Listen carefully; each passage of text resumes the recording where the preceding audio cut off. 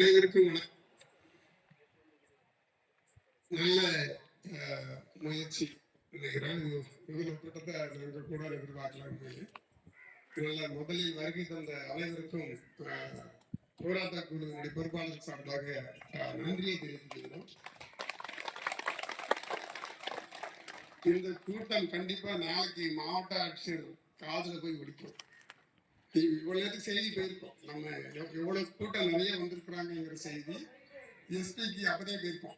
அவங்க உளவுத்துறை என்ன செய்தி போயிடும், நம்மளும் அனுப்பிடுவோம். அது வேற. இந்த கூட்டத்தை பார்த்துதான் நாம் பயப்படணும். முதல்ல வந்திருக்கு இடையில என்னென்ன நடந்துச்சு, நம்ம போராட்டத்துல இது வரைக்கும் அது முன்னேற்றம் என்ன முன்னேற்றம் ஏற்பட்டிருக்குங்கிறதெல்லாம் நம்ம அவங்களுக்கு சொல்ல வேண்டிய செய்தி. அந்த அடிப்படையில நமக்கு முன்னேற்றம்ங்கிறது ஏற்பட்டிருக்கு. மற்ற தெரியும் உங்களுக்கு, காட்டு பிரச்சனையில நம்ம இருக்கிறது நமக்கு தெரியும். நம்ம மக்கள் அந்த நிலத்துல பாதிக்கப்பட்ட தெரியும். எவ்வளவு காலம் நம்ம சொல்ல முடியாது. நம்ம காலத்தை நம்ம நிர்ணயம் பண்ண முடியாது.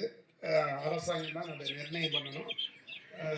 இப்போ கடைசியாக நம்ம வெற்றி 2-3 இடங்கள் வெற்றி கிடைச்சிருக்குது. படிப்படியாக தான் அப்படி வெற்றி நகர்ந்துருக்கோம். ஒரே நாள்ல எல்லா வெற்றியும் கிடைச்சிடாது. ஒண்ணு அவன் தைரியமாக இந்த வண்டியை நடத்த முடியாது. 2 ஆண்டாக 2-3 ஆண்டாக அது தொழிற்சரை திருப்பு எல்லாம் தெரிஞ்சதுதான். நினைச்சு பாருங்க, ஒரு 3 ஆண்டுக்கு முன்னாடி அவங்க கையில் 80 பேர் வளைச்சு போட்டாங்க, வண்டியை நினைச்சிருக்காங்க. அது என்ன மாறிச்சு அப்படின்னா, வட்டாட்சியர் வந்தாரு, பேச்சுவார்த்தை நடந்துச்சு, திரும்ப வண்டியை இவ்வளவு விடப்படாதுன்னு சொன்னாரு. அப்ப என்ன பண்ணாங்க, அந்த பையங்க அந்த 9 பேர் சாயந்தரம்